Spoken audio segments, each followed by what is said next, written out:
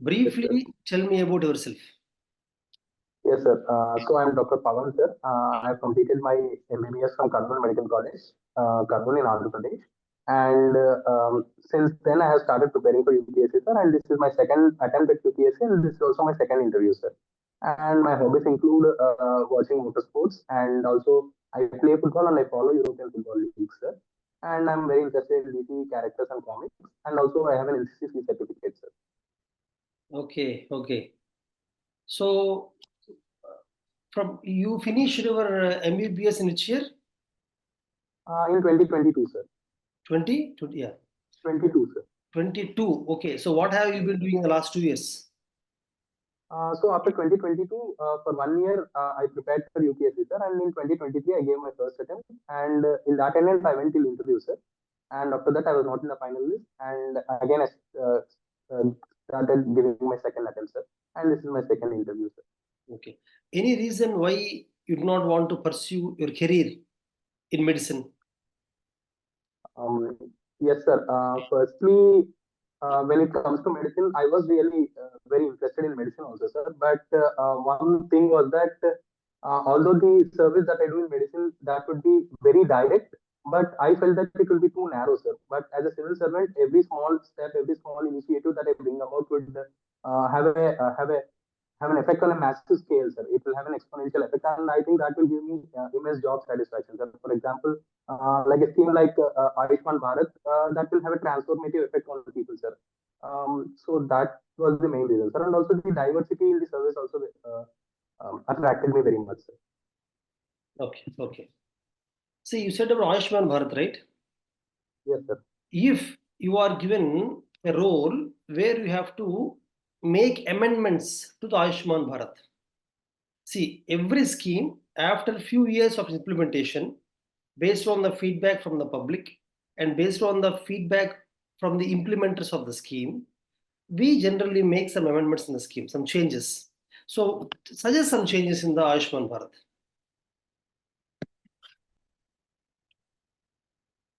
Yes, sir. So, firstly, sir, the targeting of the scheme should be better, sir. For for now, the targeted people for this, the beneficiaries of this scheme are listed in a very vague manner, sir. I think that will have the effect of excluding a lot of people and also a lot of ghost inclusions. And secondly, the second most important thing is that there is a package rate for the scheme right now, sir. So when we take a particular surgery, this is the package of amount that the scheme offers. But the thing is that the cost of the surgery may differ, let's say in Delhi and also in a center like Kurnool, sir. Because of the standard of living and also the cost that the hospital takes and also the management cost, they all differ. So this package rate should be something that should be amended based on the place, sir, based on the location.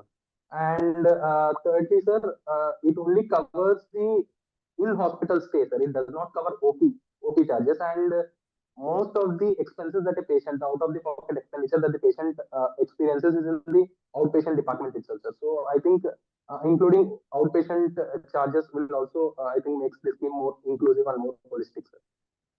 Okay. See, you said that the beneficiaries shall be identified properly, right? Yes, sir. You said that as of now, they are vaguely listed, right? Yes, sir. So, can you tell me why do you think they are vaguely listed? What is the vagueness that you identified in the listing of the beneficiaries? Yes, sir. They basically, as far as I know, in the scheme, the beneficiaries are listed in the manner that they give certain examples, sir. These categories of the people will come under the scheme. I think that is very vague, sir. We need more concrete data like socioeconomic caste and sir.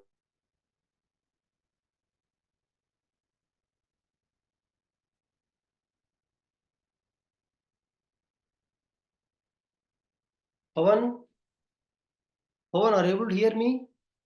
Pavan, Pavan, I think it was stuck, right? Pavan, it was stuck, right? Pavan?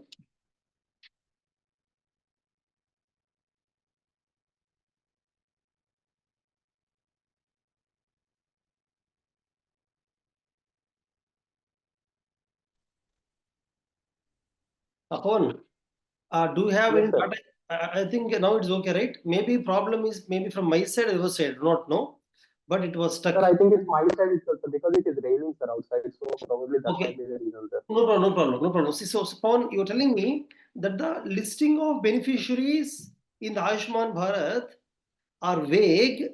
Of course, I understood the idea. Your idea is that the listing should be based on socio-economic parameters.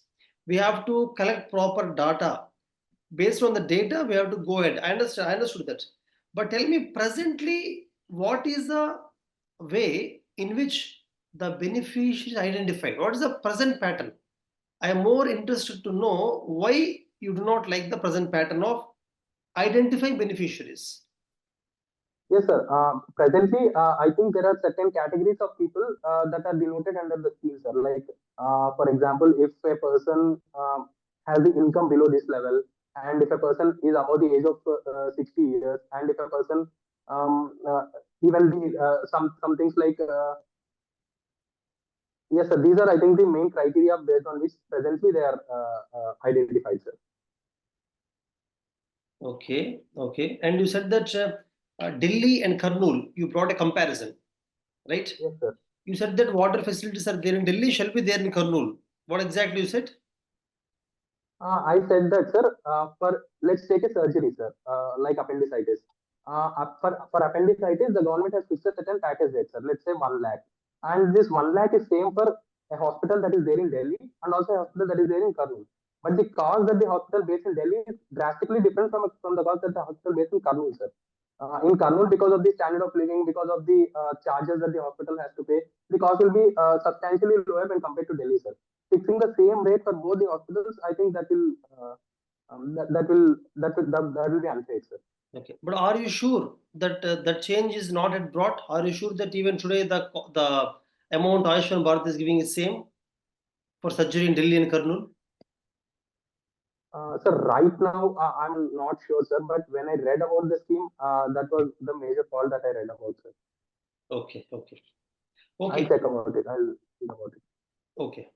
And then see, you said that compared to being a doctor as a civil servant, you will be able to serve more, right? Serve the public more, right? Yes, sir. Okay. Here I have a question, Pavan. These days, the lateral entry into bureaucracy has been in the news, and there are many who are proposing. There are many proponents of lateral entry into the bureaucracy. Do you think the bureaucrats who are working in the health sector, do you think it's better to take senior doctors into this division through lateral entry? Do you think it's better than promoting the non-doctors who are IAS officers, other bureaucrats into health department? Yes, sir. What do you think is the best? Sir, I think there are certain pros and there are certain cons, sir. But after evaluating everything, I think taking senior doctors and senior health experts who have worked in the health sector into the administration through lateral entry, I think it is a good idea, sir. But it has to be implemented with certain caution, sir. Firstly, when we talk about the pros of such a proposal, it will bring the firstly, most importantly, it will bring the technical expertise into the administration. The civil services is majorly criticized for its generalization rather than the specificity and expertise. Uh, and secondly, it will also bring fresh blood and liver perspectives into the system, sir, rather than the perspectives that have developed within the system, within the organization. But I think there are also certain drawbacks, sir. I think it will be extremely demoralizing for these career bureaucrats who have worked so much to achieve those heights, and we are now bringing a certain person from outside to work with them at the same level. And secondly, these people may lack the ground experience, because a civil servant will be a district magistrate, he will be a joint secretary, he will then be a secretary. He'll take so many years for that, and he will also have a lot of ground experience, sir. I think that is also will be a drawback, sir. But all in all, uh, that is a proposal that is worth trying, and I think it should be implemented on a pilot project, sir. Okay, okay, okay. See, in the health sector, Yes, sir. do you remember the spending as a percentage of GDP in the health sector? Yes, sir. How much is it? Uh, Government is spending 2.1% of GDP on health, sir, right now. Okay, in the 2.1%, whatever value it comes to, the major proportion of that spending expenditure goes into where? Which part of health sector? Most of it goes into. Can you name the top Tertiary healthcare, sir. category, top 2 to 3 categories of expenditure? Yes, sir. Firstly, it goes into tertiary healthcare, sir, and secondly, it is going into curative healthcare rather than preventive healthcare, sir. And yes, sir, I think this is the major thing. And also, when the schemes like Ayushman Bharat have come up, it is also going towards the insurance for the um, insurance purposes also, sir. Okay. See here, Pavan, generally everybody speaks about increasing the expenditure for the health. Many say that from 2.1% we have to go until 4%, 5, 6% also. So instead of that, the existing 2.1% GDP, if you have to redistribute and if you have to channelize the expenditure into right areas for the better output, do you suggest the present way of spending the 2.1%, the present way of spending, is it perfectly fine? Or do you have any redistribution model in your mind? If at all you think it's not fine. Yes, sir. Present way of redistribution has certain challenges, sir, and I think it should be revisited and it should be reshuffled. And when we talk about the changes that are needed, I think firstly more and more expenditure should go towards the primary healthcare setup, sir, because that decreases the load on the tertiary healthcare, and also most of the diseases will be diagnosed early and treated early. So it has double benefits, sir, in that way. And secondly, more and more expenditure should go towards preventive healthcare rather than curative healthcare, sir. So when we talk about preventive healthcare, it includes immunization programs, it includes providing proper nutrition to children, and these things, sir. And thirdly, more expenditure should go towards maternal and child healthcare, sir. That, and I think, for example, if we take the institutional delivery rate is 89% in the country as per NFHS 5 data, sir, and I think that should be increased. And number of people who have at least number of pregnant women who have at least 4 antenatal care visits is only around roughly 60%, sir. I think that is very low, and that should also be ramped up. And I think the expenditure should be redirected towards these causes, which will help increase the LCH indicators. Okay. So you mean to say we have to spend, out of the points you said we may have to spend more on the maternal child healthcare, right? Yes, sir. I think that right now, we are spending more on the maternal child healthcare only, is what I think. Presently, among all the expenditure on the health, I think we are spending a major proportion in the maternal child care, is what I think. But don't you think we are spending enough for this? Sir, where we are spending in the maternal and child healthcare is also a factor that we have to counter in here, sir. So when we take maternal and child healthcare, like I said, number of women that are visiting a PHC or a hospital, at least 4 antenatal care visits are only around 60%, sir. I think that is very low. That is leading to maternal mortality. So this is where it has to go, sir. At the grassroots level, at the ASHA workers and the ANMs that are in the primary healthcare centers, I think it should go towards this aspect of maternal and child healthcare, rather than even in maternal and child healthcare, there is tertiary level healthcare, sir. District level hospitals and C-sections and everything, FIFA scans, all those things. And there it can be minimized, there it can be decreased, and it can be redirected towards this aspect of maternal and child healthcare. Okay. See, you're talking about C-section is something used, right? C-section Yes, means cesarean, right? yes, sir, cesarean. Okay. See, Pavan, there is a hidden anger among most of the mothers who deliver their babies. The hidden anger is that in India, in most of the hospitals, though C-section is not required, though normal delivery is possible, most of these hospitals are going for C-sections intentionally. Is a hidden anger among most of the Indian women these days. Have you ever observed that? Sir, I don't think they are going to C-sections unnecessarily. I would call that risk aversion, sir. In previous, let's say, 2 or 3 decades back, the surgical settings and the C-section settings are not very well developed in most of the hospitals, sir. So even though it was risky to conduct a normal vaginal delivery, doctors were opting for that because C-section was more risky compared to that, sir. But in the present settings, the surgical apparatus, surgical infrastructure in the hospitals is very well developed, and doctors are usually employing risk averse measures, sir. For example, if a woman had a previous C-section, even after that, we can try a normal vaginal delivery for the second birth, sir. But most of the doctors, if there is a previous C-section, they are going for a C-section in the subsequent birth also. That is to avoid the risk, sir. So I think that is more of a risk aversion than intentionally going for C-section, sir. Okay, so the risk aversion in the European countries or in USA, they do normal delivery, like how you said, even after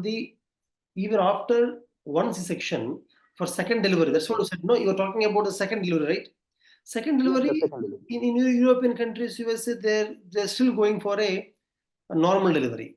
Whereas in India, by textbook, they're telling that as you have one C-section, second one shall be C-section, is what they're saying basically. So you're talking about risk here. You said there is a risk here. Can you Yes, tell sir. me what is the possible risk if you try for the natural normal delivery in the second time? First time C-section, second time, what is the risk of going for a normal delivery? Sir, the most important complication that might arise is a uterine rupture, sir. Okay. Uterus The rupture. uterus while delivering, sir. Rupture of uterus, right? Yes, sir. Okay, but see, there should be a methodology to assess the risk. I understood that you are saying that there is a chance, there is a risk of uterus rupture. Now tell me, as a Yes, sir. doctor, if a patient comes to you who had first C-section, first delivery, now Yes, sir. she is in 9th month going for second delivery. Now you want Yes, to sir. assess the risk. You want to say whether she has to go for C-section or normal delivery. You have to take a decision. Tell me Yes, your sir. decision of whether she has to go for C-section or normal delivery. Your decision is based on which parameters? Tell me 4 to 5 things that you would test, you would check, based on which you will take a decision. Yes, sir. Firstly, the first factor that I would consider is the if at all a complication arises, I should obviously go for an emergency C-section, sir. So if that facility is available in the hospital, or if the elective C-section facility is better when compared to emergency C-section, it is definitely better, sir. But is there a proper nursing staff and there is proper care infrastructure for a woman to go to emergency C-section, sir? If there is no such scenario in the hospital, then I would definitely consider going for a elective C-section rather than trying a normal vaginal delivery, sir. And secondly, post-operative care in the hospital. What is the scenario of the post-operative care in the hospital, sir? If there is dedicated nursing staff that can cater to the patient, then I will definitely try for a normal vaginal delivery rather than a elective C-section, sir. Oh, And thirdly, here I am not asking the parameters hospital. I am asking the parameters of the person. What would you test in the body of the person? You have to test certain things sir, in the body of the person to know that yes, sir. yes, you can go for all delivery. What are those things? Sir, firstly, it is the scar thickness, sir. If the scar of the patient after the first C-section, if it is thick enough, then we can go for normal. We can try normal vaginal delivery, Okay, sir. It is scar called thickness. TDAT, sir. One is scar thickness. Yes, Then sir. And there are other risk factors where we have to consider. One is called cephalopelvic disproportion, sir. If the baby delivering for the second time, if the head of the baby and the pelvis of the mother should be compared, sir, if a normal vaginal delivery is feasible or not. And yes, sir. okay. See, yes, you continue. Means we're talking about what parameters, right? So will you be looking at the cervix length, cervix softness, dilation, position of baby, and even the weight of the baby, right? Weight of the baby. Yes, sir. They're all the indications whether or not to conduct a an emergency C-section or an elective C-section, sir, but they are not relevant when we are talking about a woman who has had a previous C-section and now again woman is coming to delivery. They are not relevant in this particular case scenario, sir. These are all the things that we look for in every pregnant woman. Okay. And then you mentioned following European Football league, sir. Okay. Specifically, why Europe Football League? Sir, What is so interesting in the European Football League that makes you follow it? sir, there are a lot of clubs and they are intensely competitive, and there are a lot of leagues also that we can follow, sir. And more importantly, I was just exposed to them by my friends, sir. So I got into the habit of watching them. See, in football, there is 4-4-2 formation, 4-3-3 formation, right? There are a lot of formations, sir. Then these two are some of the most used formations, sir. Tell me the difference between 4-4-2, 4-3-3 formation. I mean, when do you use each of the formation mostly? Sir, there is 4-4-2 formation, sir. That means there are 4 defenders, 4 midfielders, and 2 attackers. This is used when the game is supposed to be more defensive rather than attacking kind of game, sir. And when we have to take the position of the ball more and more, sir. And the other formation is 4-2-3-1, sir. This is used in more attacking games. I am interested about 4-3-3. 4-3-3 formation. Explain me about that. 4-3-3. Yes, sir. 4-3-3 formation is When? In which circumstances they use 4-3-3? 4-3-3 means basically 4-3-3 formation helps in what? it is also, sir. I don't have a particular idea of what exactly does it help, sir. But it is used in more kind of an attacking games, and they are also used in defensive games, sir, because there are 4 defenders and 3 people who are attacking, sir. So yes, sir, more in attacking games. Okay. And what is an offside trap? Yes, sir. Offside trap is something when you let the opposition attacker deep into your half, and so that all of your defenders are ahead of him, sir. So that when he receives the pass, then the pass automatically becomes offside, because between the attacker and the goal there have to be at least 2 players of opponent, sir. Yes, sir. So in that way, when you trap the opponent, then it's called offside trap. Okay. Have you seen offside trap in any of the recent games? According to you, which team actually uses offside trap mostly in your observation? I'm sorry, sir. That happens in a lot of games, but I don't have any idea if a particular team uses it more commonly. Okay. What is pressing? What is pressing? Do you know pressing? Yes, sir. Pressing is a form of football where you keep pressing the opponents for position of the ball, sir. So let's say an opponent is carrying a ball, and your defenders and your midfielders are in such a way that they constantly press the opponent to take possession of the ball, sir. Okay. So it helps in defensive or offensive mostly? Um, Sir, hard press football helps in offense, sir. Okay. So defensive, there is no much help because of pressing. Defensive has no much help because of pressing. Defensive also helps, sir, but hard press football is most commonly used as an offense, sir. Okay. See, in La Liga, Yes, sir. in single season, Yes, sir. who had most goals? Which player had in a single season? I think it was Messi, sir. Are you sure about that? Sir, I think, sir, I'm not very sure, but I think it was Messi, sir. I read somewhere, sir. Oh, okay. And you follow DC Comics, right? Yes, sir. DC Comics. Okay. Yes, sir. What is the Justice League concept? Justice League, basically, what do you mean by Justice League? Sir, it's basically a grouping of the superheroes in the DC Comics, sir. Like Superman, Batman, Wonder Woman, and these people they fight together, and their group is basically called Justice League. So the Justice League lineup is changing, right? Continuously, the lineup. Yes, sir. I mean, it was never constant, sir. Even in comics, it was not constant, sir. But when we talk about Justice League, the most important people who come to our mind is that Batman, Superman, Wonder Woman, Green Lantern, Aquaman, and also the Flash, sir. And based on the comic and based on the animated movie, there can be more people or even less people. Some of them might be there and some of them might not be there. Okay, okay. See, from Justice League, what do you learn that you think is helpful to you as a civil servant, as a officer? I think the most important thing that I learn is the teamwork, sir. Certain people have some disadvantages and the others have some advantages, and when we all work together, we can get things done. Hmm.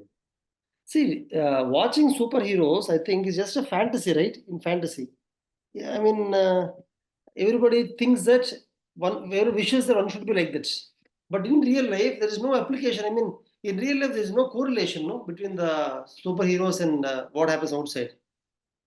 Yes, sir. There is no direct correlation as such, sir. But as a person who grew up watching them, I think we can learn certain things from the superheroes also, sir. Okay, so what can you learn from Aquaman? Um, yes, sir. Aquaman is someone who belongs to a different world altogether, but he comes to the surface and fights with the Justice League to protect the people on the surface, sir. So I think selflessness is something that we can learn from him. Hmm. Okay, okay.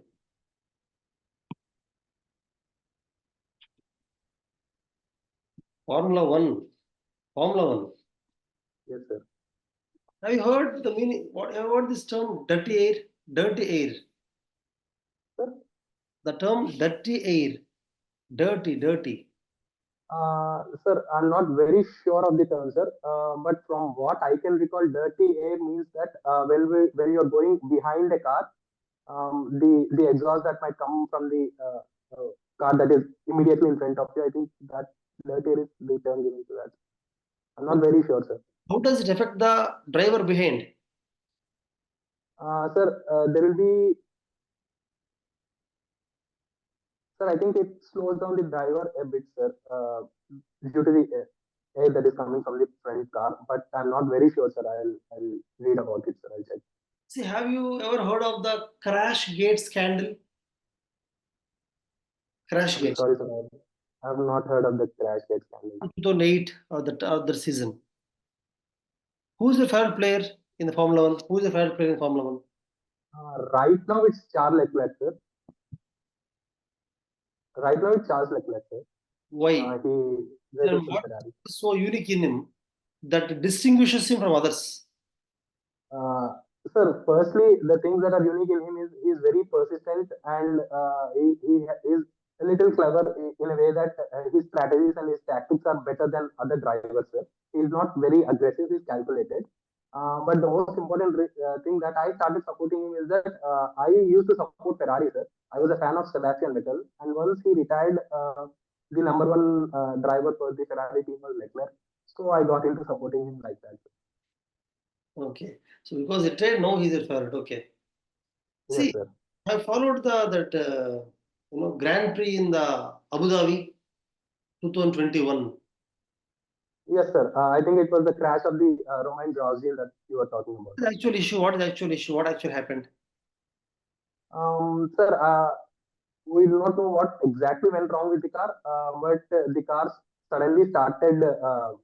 There was a failure with the car, and there was the brakes of the car also failed, and it directly went into the barriers at around 195 kilometer per hour speed or something like that, sir.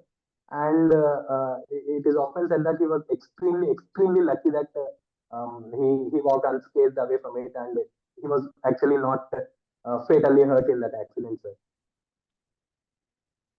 Hmm. Okay, okay. You are from Kurnool, so you have done your schooling, everything in Kurnool, right? Schooling, Yes, sir. graduation from, undergraduation from, you done Kurnool Medical College. from, Kurnool Medical College itself. so you have been Kurnool most of your time, most of the time. Most of the time I have spent in Kurnool itself.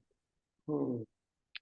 See, Kurnool, you might have observed Kurnool from last 24 years of your life. Okay.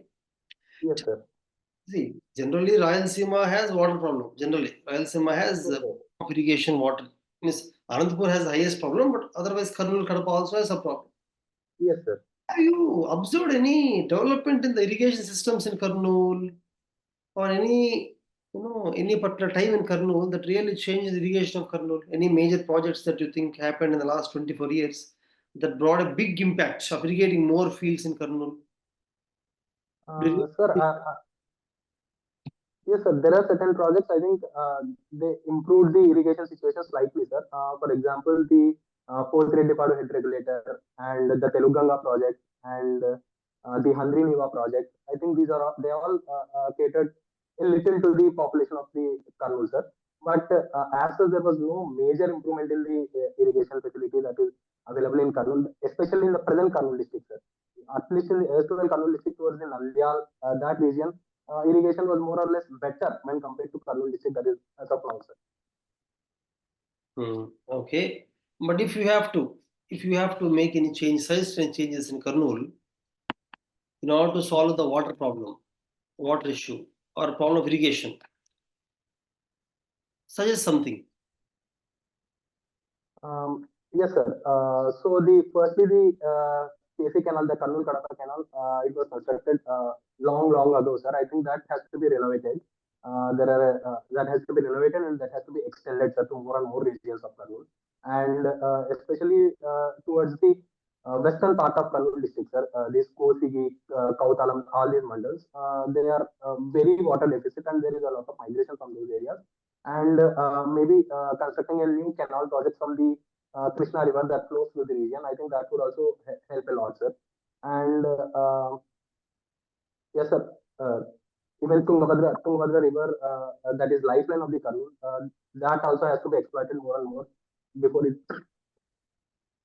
flows into the Krishna River to cater to the irrigation of the Kurnool. Okay.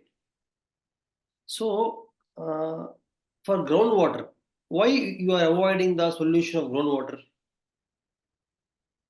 Sir, Not as such, yes, sir. As such, Kurnool is a drought-prone area and is a rain shadow area, sir. So the groundwater levels are already very low in Kurnool, sir. If we start exploiting groundwater more and more, I think we will land up in a very dire situation where we won't even have availability of water for drinking purposes, sir. As of now, groundwater is being exploited, sir, through borewells and everything. But I don't think that is a sustainable solution. okay. And what do you think about the lakes in Kurnool, artificial ponds, construction of artificial lakes? Do you think it's feasible for the landform of Kurnool? Sir, basically Kurnool is a plateau region, sir. So as such, the construction of artificial ponds and lakes might not be very suitable for the topography of the region. And even if it is constructed, the rainfall in Kurnool is very low, sir. The average rainfall is around 620 mm or something, sir. So I don't think even if we construct artificial lakes or ponds, they will dry up very quickly and the purpose will be defeated, sir. You said rainfall is how much? 720. What is it? 620 mm, sir, the average rainfall. 620, we call it as arid, semi-arid, or what do we call it as? How do you classify that as? Sir, I'm not very sure of the classification, sir, but I think compared to the national and state averages, it is very low, sir. I think the average of Andhra Pradesh district comes around 1100 mm or something. Andhra Pradesh state comes around 1100 mm. Do you remember? So in that sense, Do you remember in a drought in your last? During your stay in Kurnool in the last 2 decades, do you remember any drought in Kurnool? Drought. sir, I'm not very sure, sir. As far as I remember, I don't remember any drought, sir. Even if it had occurred, I would have been a child or something, sir, so I don't remember. Any flood? Yes, sir. Floods happened to Tungabhadra River in 2009, sir. After the flood, any changes have been done in Kurnool in order to avoid such flood in the future? Um, yes, sir. Along the Tungabhadra River, there are certain saline embankments that are constructed, and also the awareness programs are also conducted, sir. So every year on the day that the floods had happened, there will be rallies and there will be awareness programs that are being conducted, and even people are more educated, more aware of uh, uh, uh, aware of the floods and the measures that we have to follow when we end up in a situation of floods. Okay, Pavan. Pavan, I think you are closely following what is happening in Manipur, right? Yes, sir, I am following, sir. Do you know that Ministry of Home Affairs have recently reimposed Armed Forces Special Powers at AFSPA in the Manipur recently, last month? Are you aware? Yes, sir, I am aware of that. Okay. So, do you think it's the right solution, AFSPA, for the present situation in Manipur? Is AFSPA the right solution? Sir, ASPA is a right solution in this sense that it is the immediate step that has to be taken because to control the violence that is happening, sir. But definitely, ASPA is not the long-term and sustainable solution, sir. The dialogue between the warring communities and they have to be brought to the discussion, to the negotiating table, and some kind of a pact or agreement should be made out. And also the specific problems of the communities that are at the center of the conflict, they have to be resolved, sir. So that will be a sustainable solution in the long term. Okay. Generally, AFSPA, do you think it has to be completely stopped implementing in India? AFSPA. Sir, Or equivalent is there? sir, I think that has been a recommendation done by the Jeevan Reddy committee, sir. But ASPA is something that is only resorted to in extreme circumstances, sir. Because if we take the insurgency in the northeast, ASPA has been removed from the states that have come out of this insurgency and come out of conflict like Mizoram, sir. So I think it is imposed only when the situation is very extreme or very dire, like what is happening today in Manipur and the general situation that exists in Nagaland. So I think there is a there should be more monitoring. There should be more reconciliation mechanisms to the people affected by the powers given to armed forces. I think that is the way forward. But repealing the act completely is, I don't think that is a feasible solution. Okay, repealing the act is not a solution.